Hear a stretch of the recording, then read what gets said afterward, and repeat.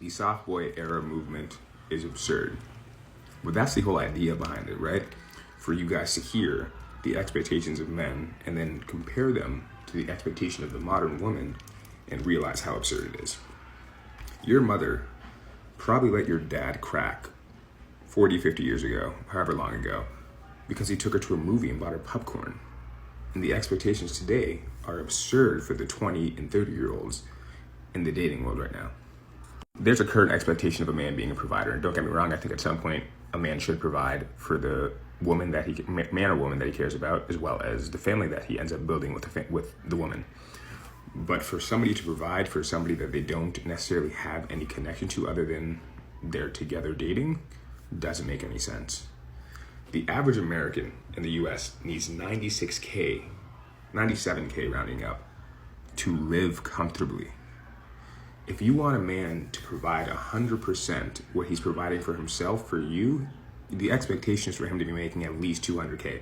And this number is sustainably. That's without all the luxury stuff that women are expecting nowadays because they're on the internet seeing the men flying women out.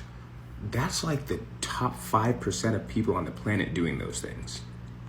18% of Americans earn 100K, so they earn enough to just take care of themselves, but you want a man to take care of you as well. Doesn't make any sense. So if we're talking about that 18%, how many of that 18% are single males? Because that's not 18%. 18% of men, 18% of Americans. It could be 9 and 9% women male. It's probably not because of the wage gap, but let's just take that into account. So you're in this dating pool and you're expecting for a man to make enough to support both of you guys. If you want to be doing what he's doing, if you want to travel, if you want him to feed you, if you want to pay for your rent, etc. What percentage of those people are actually even dating though? In 2023, there are 127 people in America over the age of 18 who are dating and are single. So you need to divide that probably in half. Call it 168.5 million of them, or 68.5 million of them are men. 18% of that 68 are, and this is being gracious, are making over 100K. The expectations are absurd. It doesn't make sense. If you're going outside, and if you're going outside, right, and you're trying to meet a man, most of the men who are making 100K aren't outside on Fridays and Saturdays at the club.